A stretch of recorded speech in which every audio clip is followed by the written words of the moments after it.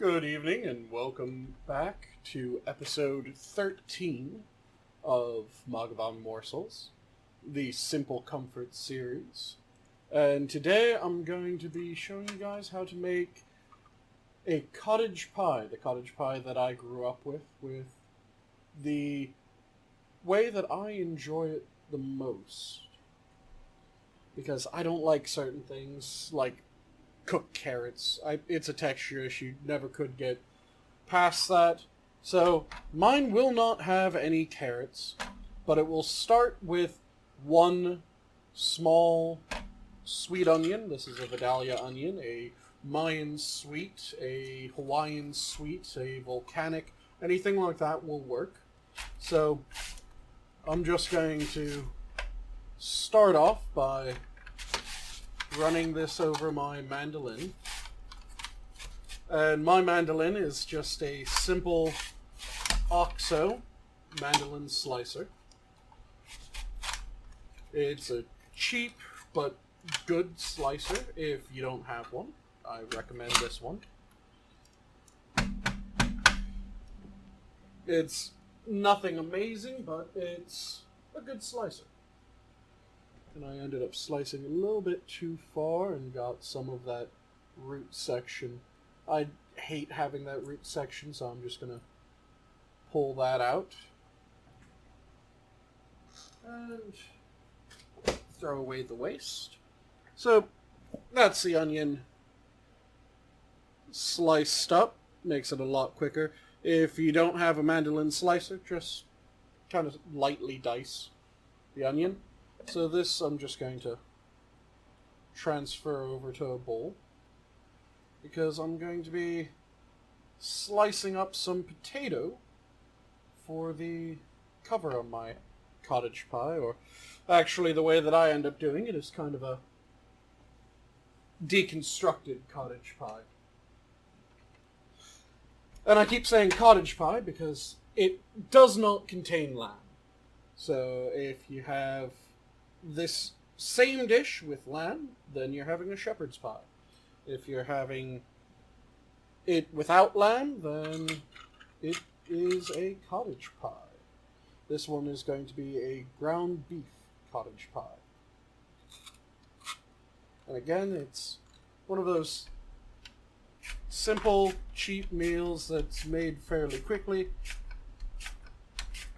And this is just a peeled potato that I had sitting off to the side in some water to keep it from oxidizing and to keep the starch from turning. Just going to run it through the same mandolin blade setup, just so I don't have anything additional to trim off. So that's one potato. Let me transfer that back into the water bath. Again, just so that it doesn't oxidize and become brown and unappealing. So that's in the water bath. I have another potato.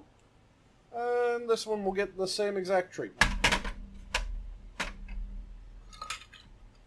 So get my slicer, get my blade guard, and just start running the potato through.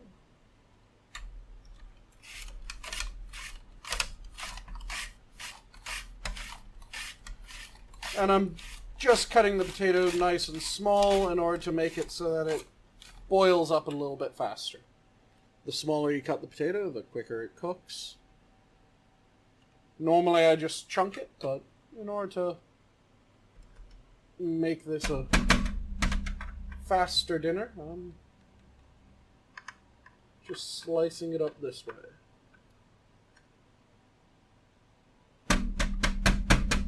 Into kind of chunky matchstick cut. So it's not a normal matchstick size. It's about I'd say 1/4 of an inch by 1/4 of an inch. And again, that potato's just going to get slid straight into the water bath. And that potato is going to go into boiling water, or rather into cold water that I'm going to bring up to the boil, because again, if it grows in the ground, you bring it up to the boil.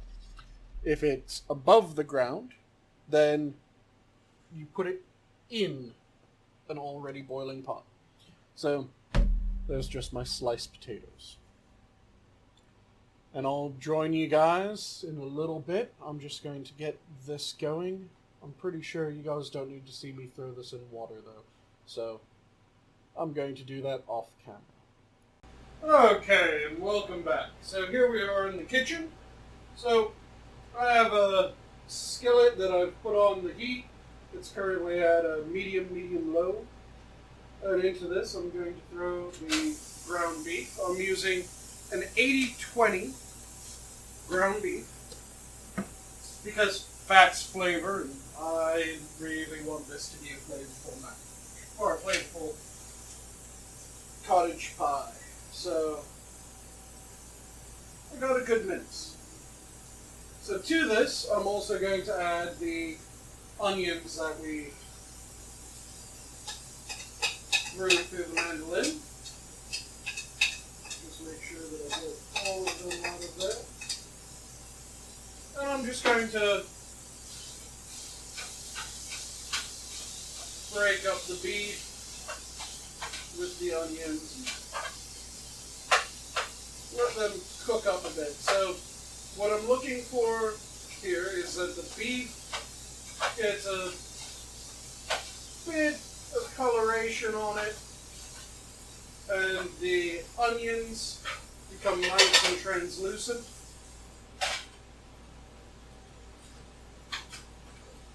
By cooking them together, the beef will get more of the onion taste, and the onion will get more of the beef taste. So even if you don't have a good bite of onion, you'll still get the onion flavor. Even if you don't have a good bite of beef, you'll still get a beef flavor.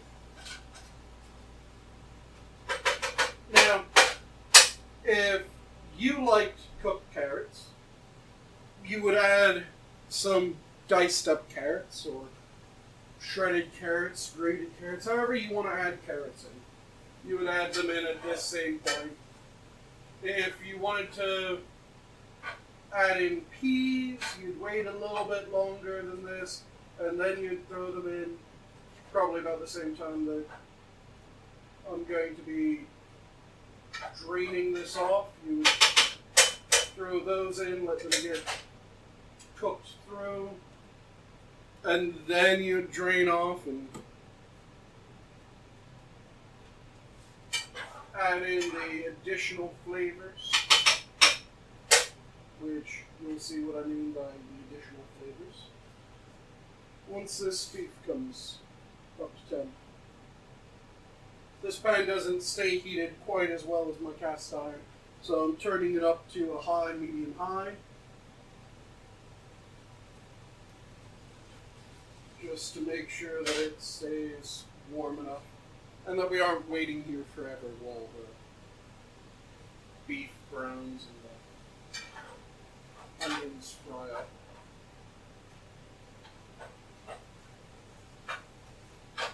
So,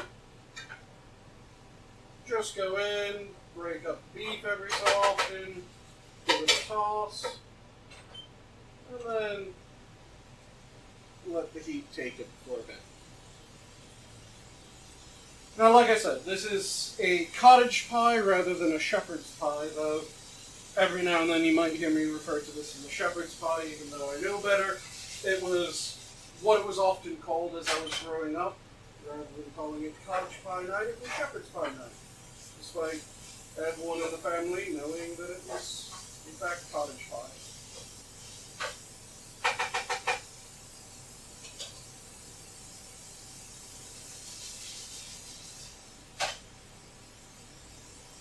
So, just keep it moving every so often so that you can get all the onion cooked up, and you can get all the beef starting to brown. You don't need real crispy bits or anything like that. You're just looking for it to be lightly browned and be cooking through.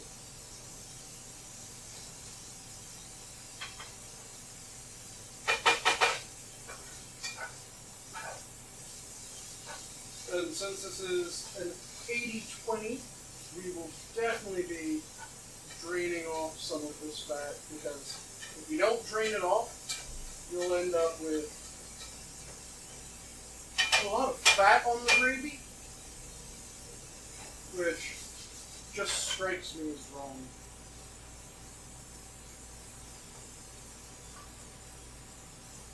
The only fat that should be sitting on top of the shepherd's pie is some nice butter at the end, just to finish it off if you want.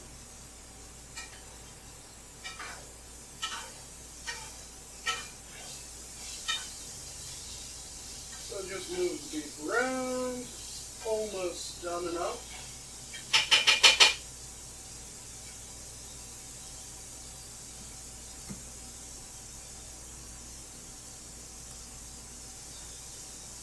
And you guys might even have a slightly easier time seeing this, where how the camera's positioned than I do. Because right now, all that steam is rising straight up into my face. But it smells good.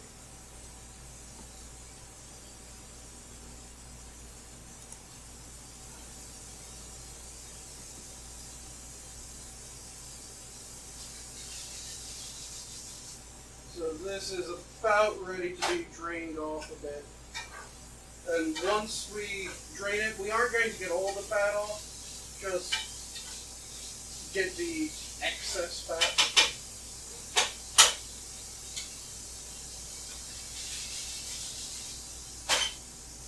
And you don't want to put fat down your sink, because that does absolutely horrendous things to your plumbing. So I recommend getting some type of can. If you drink coffee, use an old coffee can. If you drink iced tea, use a old can from your iced tea, and use that as your drain can, so that you aren't putting it down the sink. So let me just set up my drain can off to the side.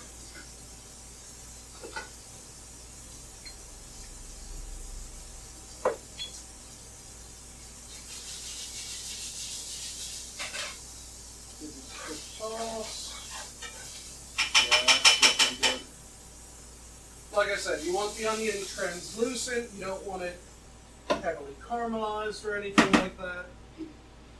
Definitely don't want to wait long enough that you get jammy onions.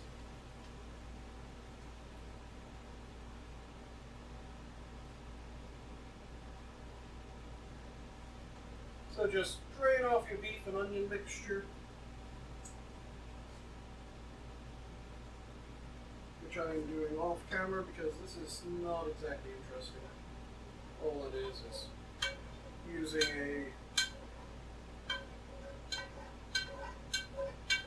sieve, colander, or if you have a lid that fits the fry pan that you're using, use the lid for the fry pan.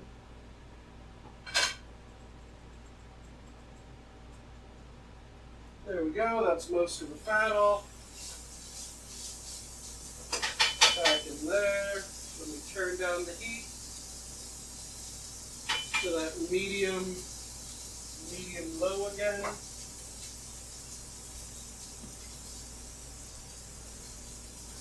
Now to this, we're going to be adding about a teaspoon of hot sauce, about a tablespoon of your preferred anchovy sauce, so like Worcestershire sauce. And then 1.5 teaspoons of garlic. This is going to be a granulated or ground, powdered, however it's marked in your area. I did about a 1-to-1 mix of black and standard white, which is often a ground stiff-neck garlic. For many people, they don't realize that there's a lot of different types of garlic. Because you have stiff neck, you have soft neck, you have black garlic, you have elephant garlic, you have, I believe it's Sicilian garlic. No, it's Creole garlic. That was the other thing. It's Creole garlic, which is an orange-looking garlic. So, throw in that mixture of Worcestershire, hot sauce, garlic. Give it a toss around, make sure everything gets some love from that. And then to this, we're going to add about, I'd say, 2 tablespoons of flour. I'm just eyeballing it.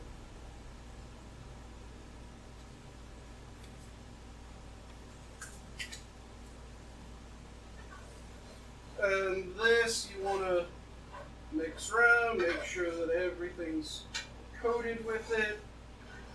And you want to cook it for a little bit, just so that you can cook off the taste of raw flour.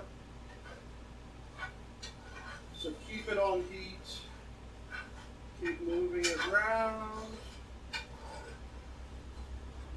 And you want to cook it for at least 30 seconds. Or more. Like I said, just to get that raw flour taste out, because that is extremely off-putting if you don't cook it long enough.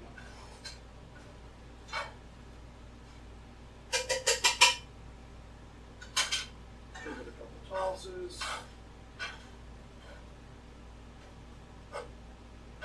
Make sure that it's all mixed around nice and pretty. Make sure nothing's sticking up too high on the sides and avoiding all this. So that should be about enough time. So to this, you're going to add a good beef broth, and you want to add a little bit at a time. You can make your own beef broth, which if you're making a homemade, entirely homemade from scratch shepherd's pie, of course it would be. This being Simple Comforts, it's about doing something that tastes good, but is a nice little cheat. Something that's easy to make, can be done quickly, not something that takes all day or longer. So I'm just using a store-bought. And you're going to add, with a pound of meat, up to 3 cups of broth. You're going to be looking at it as you go.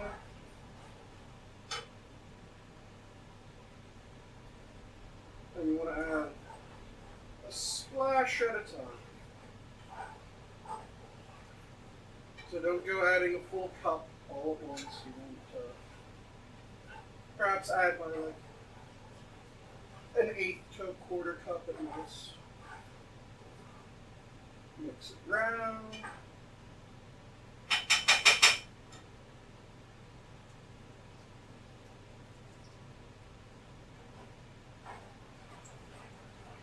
And like I said, this is a very, very simple cottage pie. You can add in other flavors. Carrots are common, peas are common. I'm not a fan of cooked carrots, so I never add them in. In my opinion, that's a good way to ruin a delicious cottage pie. Okay, so it's a bit loose right now, which is roughly where I want to add to. Maybe just a little bit more, because now I'm going to turn up the heat a bit and let this thicken back up. And let the flavors marry together. This is a good point where you can start tasting here in a couple moments. Deciding, do I want a little bit more of the hot sauce? Do I want a little bit more of the anchovy sauce? Worcestershire.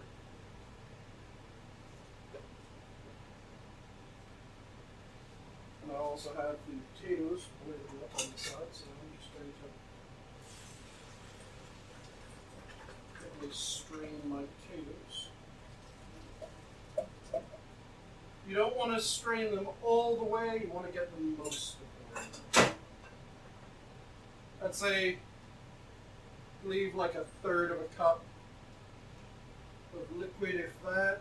Probably somewhere in between a sixth and a third.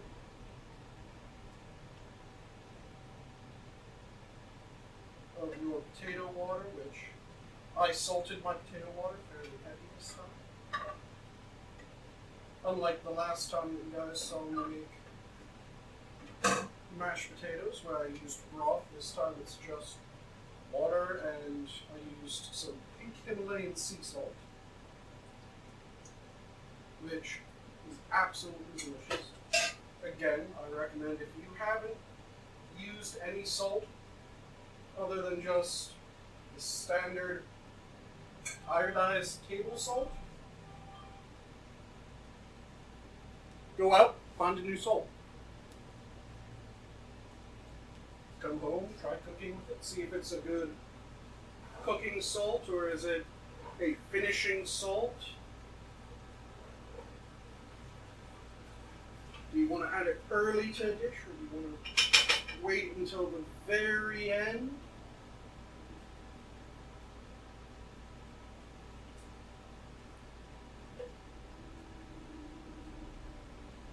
Okay, so giving this a taste, it needs a little bit more of the anchovy sauce.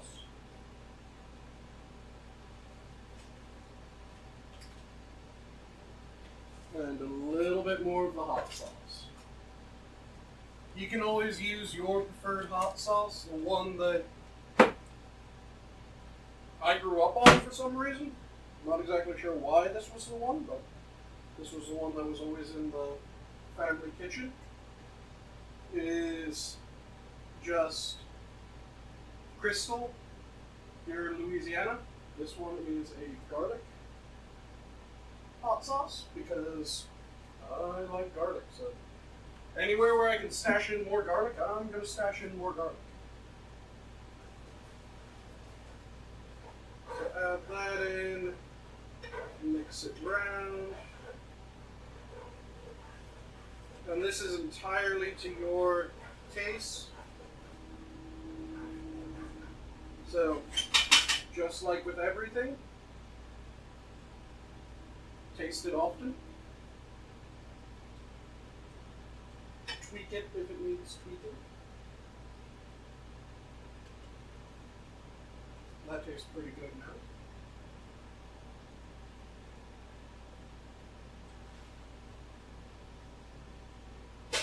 So I'm going to reduce this to a simmer and let that simmer away. Well, I grab a couple things, and I have some milk that's currently warming up on my burner, because just like I used a burner to heat up some heavy cream and the butter for the mashed potatoes before, I have one heating up some milk for me right now.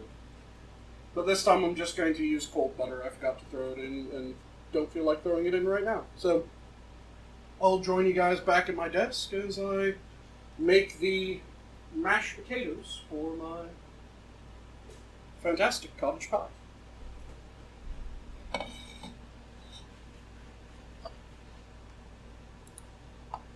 Okay, and welcome back. So, I just pulled the potatoes that I cooked out of the water, drained them off. They're done all the way through. A little bit salty, just because I added salt to the cooking water. But not really salty, just a hint of salt. So, just like last time, because I love ridiculously smooth and creamy potatoes, I always rice my potatoes.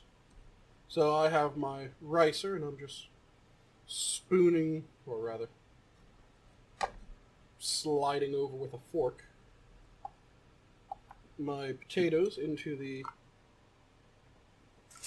ricer.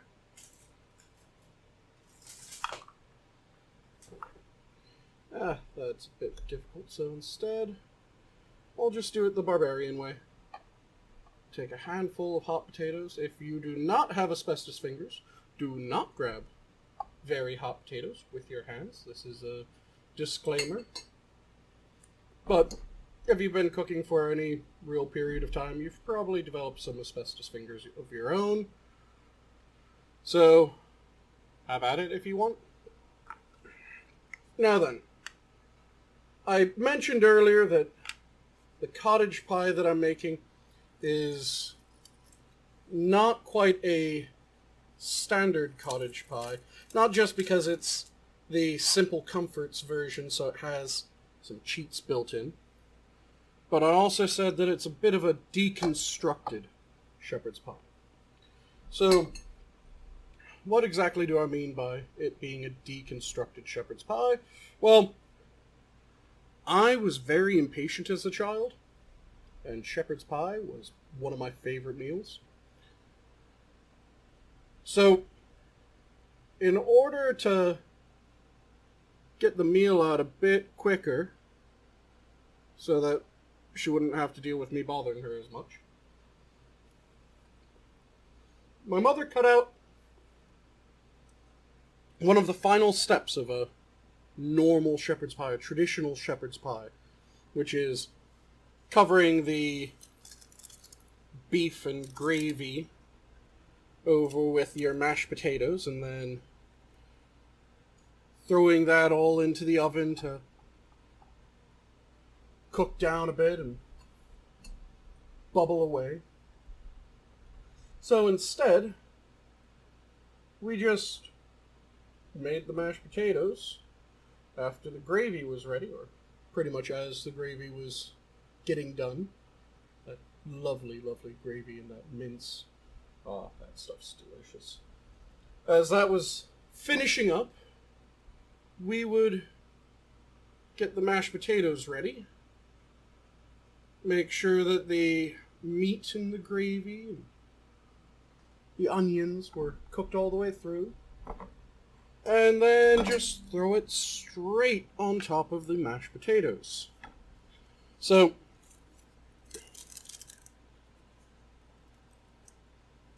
I will not be finishing this up in the oven, because this is Simple Comforts. This is going back to how I had the food the exact way that it was made when I was little. The way that I grew up absolutely loving it. And due to that, I'm going to be just finishing up the mashed potatoes and then plating up that lovely mince, which is still simmering away on my stovetop right now as I speak.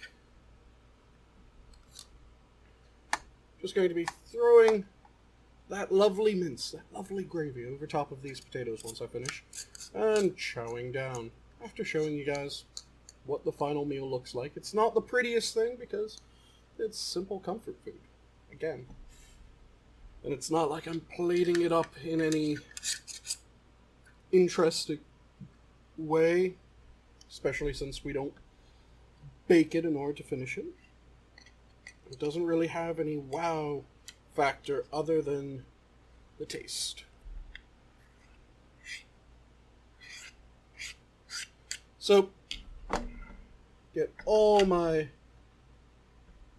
mashed potatoes, or all my potatoes, through the ricer, rather. And let me get rid of that so I don't bump it.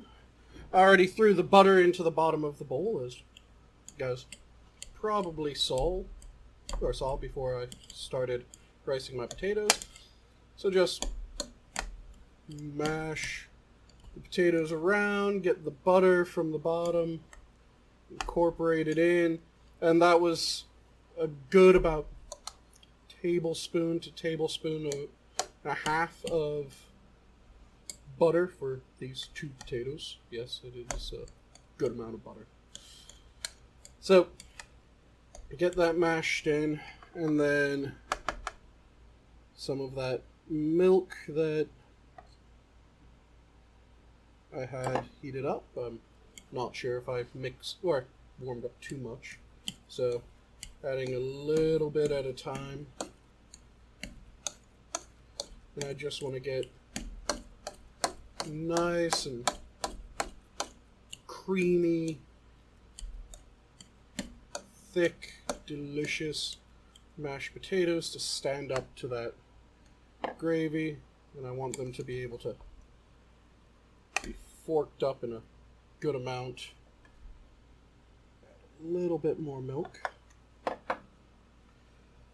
And once I get this bit of milk incorporated, I'm going to give it a taste, see if they need a little bit more butter or some salt.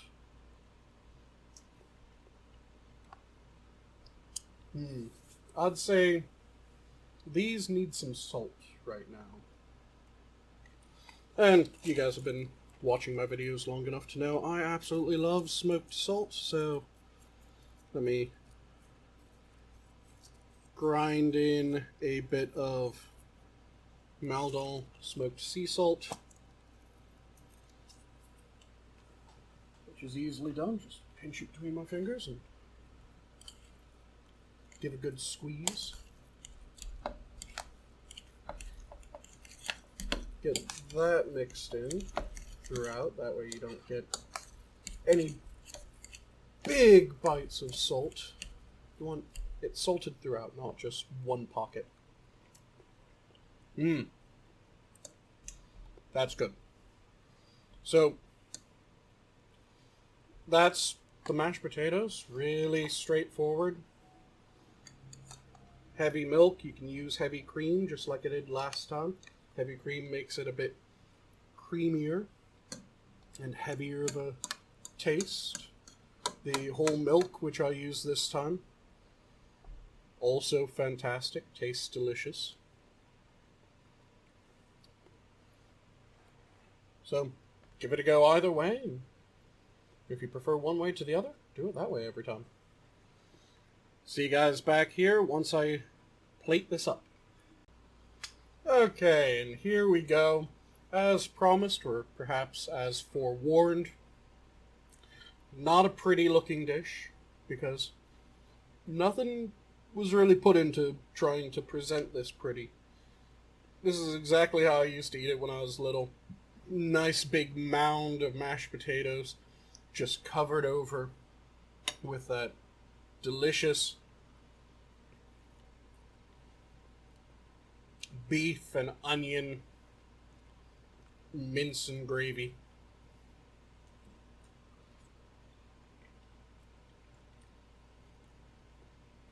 If you want to serve this up the more traditional way, you do everything exactly how I did in this video. Then you just spread the mashed potatoes over top of your lovely mince and gravy. Put some butter and some cheese, like a nice cheddar on top. Stick that into the oven for a little bit. Let the cheese melt down, the butter melt in. It's fantastic that way. My grandma used to make it that way. But when it was made at home, this was how it was made. Because, like I said, I was impatient, and I just wanted this in my mouth. Because it is absolutely delicious, and just taking these few bites really sends me back. This was one of my first favorite meals, and it is still one of my favorites to this day. Real simple, real quick, not at all pretty, but damn, it tastes good. So, with that, that's the end of Simple as Sexy Mathghamhain Morsels. Simple Comforts. I've just finished the Simple as Sexy series, and I still really like that title. Simple Comforts. Cottage Pie. So I'll leave you guys off with my normal comments of try something new. Explore. Get different salts. If you've never done a deconstructed mess of a shepherd's pie like this, oh, it's so good. Try it. Let me know if you like it. Let me know if you prefer the more traditional, refined way. Even then, it's not really refined. It's good pub grub, good home cooking. But try it this way. See if you like it with carrots. See if you like it with peas. It's just good, honest food. But also experiment. Try new things. Try different salts. Your homework this week. Find a salt that you've never had. A smoked salt, a infused salt, like a Merlot salt or something like that. Himalayan pink is becoming really easy to find. If you haven't tried Himalayan pink, grab Himalayan pink. See how you like it. Grab a red Lillet, a black sea salt, a gray sea salt, a pyramidal salt. Anything. Just try small things and see how you like them. And with that, I'm gonna go pig out on this. So, you all have a good one. See you in the next video.